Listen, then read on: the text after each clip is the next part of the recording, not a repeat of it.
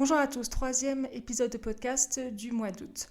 Aujourd'hui, on va faire un petit rappel. Ça faisait depuis quelques temps que je n'avais pas parlé de langue française, de grammaire, etc. Et j'avais envie de faire un petit récapitulatif, une petite révision rapide, la différence entre c'est bien et c'est bon. J'entends vraiment très souvent beaucoup d'élèves, même de niveau avancé, en particulier les anglophones, qui ont beaucoup de difficultés à faire la différence entre c'est bien et c'est bon.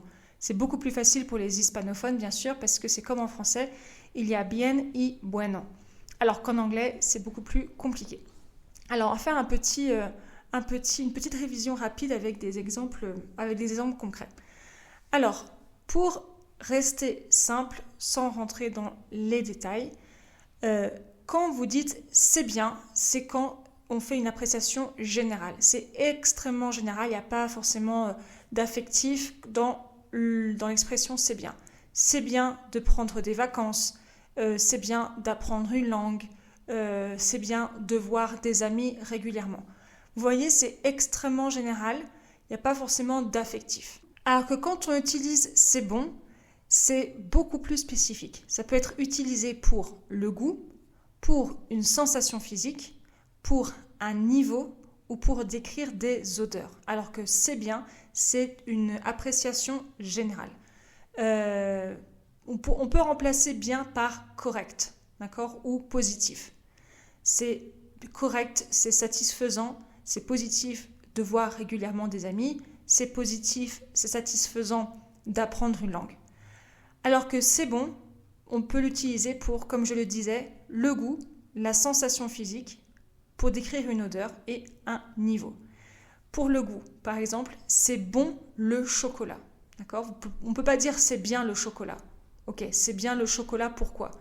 On peut dire c'est bien le chocolat pour avoir plus de magnésium, par exemple. Mais ça reste très général, comme je disais, c'est une appréciation. C'est bon le chocolat, donc c'est bon quand on le mange.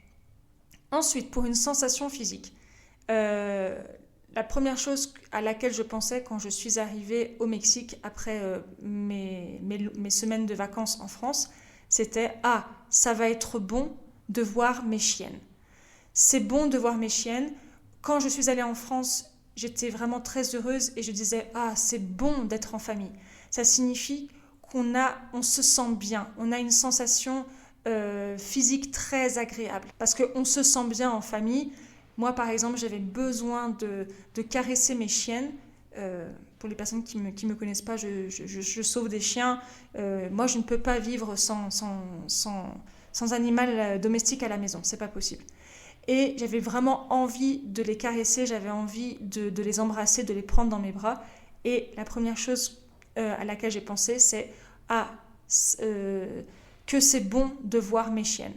Et quand j'étais avec ma famille, je pouvais aussi dire que c'est bon de voir ma famille, parce qu'on s'est embrassés, parce que je me sentais bien avec eux. Ensuite, c'est bon, on peut aussi l'utiliser pour décrire une odeur. Ça sent bon. Le contraire, ça sent mauvais.